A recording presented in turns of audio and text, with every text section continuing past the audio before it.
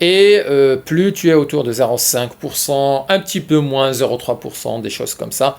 Et puis tu sais que il y a un problème et tu dois travailler dans ce cas-là sur ta page de vente. Si le taux de conversion de page de vente est faible, le problème est dans la page de vente. Regarde d'abord du côté de ton titre, du côté de l'offre que tu proposes aux gens, le sous-titre, ta vidéo de présentation tout en haut. Et en général, concentre-toi sur le above the fold. Above the fold, et donc au-dessus de la ligne de flottaison. La partie en fait du site que le visiteur va voir dès qu'il arrive sur ta page de vente, sans descendre avec l'ascenseur, juste la première partie. Essaie de l'optimiser, tu vas gagner des petits points ici sur le taux de conversion, et donc tu vas gagner en termes de vente. Enfin, en dernier, le 7e chiffre clé, c'est le CPV. C'est le coût par vente. Alors, quoi que ça correspond au nombre des ventes divisé par la dépense publicitaire de cette campagne-là précisément. C'est-à-dire que là, on a lancé une campagne, on a attendu, et donc là, c'est très important, il faut vraiment laisser tourner les choses. Donc, laisser 15 jours, 30 jours avant de calculer ce CPV. Et il doit être aussi relié en fait au nombre de clics. Il faut avoir un minimum de 1000 clics sur la page de vente pour pouvoir valider en fait le CPV, avoir quelque chose qui a une signification intéressante. Alors, on ne peut pas calculer un CPV sur 100 clics par exemple sur une page de vente, sur 70 clics. Donc l'idée est d'envoyer 1000 clics sur la page de vente, d'attendre 15 à 30 jours pour voir les chiffres, et puis calculer le nombre de ventes sur ton processeur de paiement divisé par ta dépense publicitaire pour ces 1000 clics. Et là, tu as ton CPV qui est le coût par vente. Alors, quel est l'intervalle qu'on doit avoir pour le CPV? Donc là, il n'y a pas de règle précise, puisque le coût par vente, c'est le coût que toi, en tant qu'entrepreneur, tu te permets pour acquérir un client. Par exemple, si ton produit coûte 250 €, bah, ton CPV il peut aller jusqu'à 200 €, peut aller jusqu'à 250 € aussi, même, ou le dépasser un peu, si tu as un tunnel de vente derrière qui va en fait vendre, faire des upsells, faire des downsells, vendre un high ticket, vendre des services premium derrière. Donc là, tu peux te permettre d'avoir un CPV assez grand.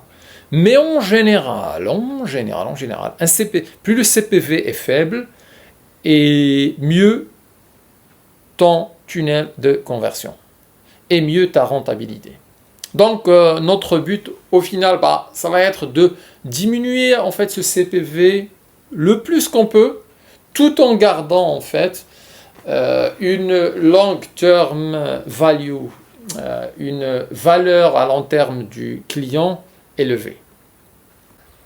Afin de bien comprendre la chose et puis de bien saisir les nuances de ces KPIs et ces chiffres clés, alors je vais les mettre sur un schéma d'un tunnel de vente ou d'un tunnel de conversion type, où on a une source de trafic, Facebook, Instagram, etc., qui emmène du trafic sur une landing page, sur une page de capture. Ici, on demande l'email et on demande le nom. Une fois que c'est fait, le prospect il rentre dans notre email list et puis on commence à lui envoyer des emails, les uns après les autres, infiniment bien sûr. Une part de ces emails est éducative, une autre part est commerciale. Et donc, par exemple, dans un email commercial, il y a un lien qui va aller vers une page de vente où on propose un produit ou un service à vendre. Et celui qui achète devient un client, nous donne des euros, des dollars canadiens, etc. Celui qui n'achète pas, il reste dans notre email list, dans notre séquence email. Alors, commençons avec nos chiffres clés. On a d'abord le CPC, le coût par clic, donc qui est déterminé au niveau de la source de trafic. C'est Facebook qui va dire, pour cette niche, pour cette campagne, pour cette publicité, tu vas devoir payer 0,7 € par clic. Et là, comme je disais, ça dépend de la copie, des créatives et de l'angle marketing. Ensuite, on a le CTR Ads. C'est en fait le pourcentage de personnes qui deviennent le pourcentage des personnes qui cliquent sur la publicité qui arrivent sur la page de capture.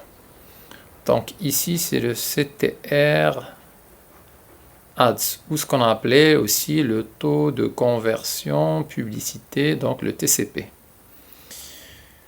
Ensuite, sur la page de la landing page, ou la page de capture, elle a un taux de conversion entre les personnes qui arrivent sur cette page-là et ceux qui deviennent des prospects. Donc ici, il y a le taux de conversion de landing page. Donc le troisième. Ensuite, on a le coût par lead. Alors, le coût par lead, en fait, va se calculer à ce niveau-là. C'est-à-dire que, par exemple, sur une période de 30 jours, on va dire combien on a payé en euros. On a payé, on va dire, 900 € pendant 30 jours. Et combien on a de personnes qui sont inscrites dans notre email list. On a, on va dire, 300 leads ou 300 prospects. Donc ici, on va mettre 900 € divisé par 300, ça va nous donner un CPL de 900 divisé par 300, donc de 3 €. Donc notre coût par prospect, il est de 3 €, qui est un excellent coût. Ok, maintenant, on est au niveau de notre système d'envoi d'email. Alors, c'est là où on va trouver le taux intéressant, le TOE. C'est le taux d'ouverture des emails. Ici, le cinquième. Ensuite, on a le TCPDV. Donc, le TCPDV, le taux de conversion de la page de vente. Ça, c'est au niveau de la page de vente. Et c'est à ce niveau-là, donc, on va avoir 0,5%, 1%, un peu moins, un peu plus. Et celui-là, il dépend bien sûr de la page de vente. S'il y a problème, c'est un problème de page de vente. Il faut la réécrire, il faut la retransformer, etc. Ok. Ensuite, on a le dernier qui est le CPV, le coût par vente, qui est à ce niveau-là. Le CPV. Donc, où le CPV, on regarde, on a payé 900 € pendant 30 jours et on a combien de clients on a eu, on va dire, une dizaine, allez, je vais mettre une vingtaine de clients, ou une vingtaine d'achats, ou une vingtaine de ventes. Alors, on va mettre 900 € divisé par 20, ça va nous donner, puisqu'on calcule sur 30 jours, ça va nous donner 45. Donc, un CPV de 45 €. Donc, chaque vente nous coûte 45 € pour être réalisée à l'aide de la publicité.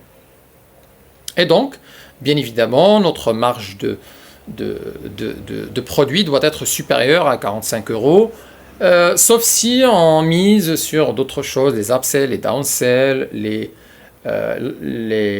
ventes futures, etc., etc., où là, on raisonne sur la LTV, donc Long Term Value de clients. Voilà donc pour cette partie-là, pour bien se fixer. Donc on a bien 1, 2, 3, 4, 5, 6 et 7 chiffres clés que tu dois absolument comprendre, apprendre, suivre et optimiser sur tout ton tunnel de vente. Voilà donc pour les 7 KPIs que je voulais te présenter.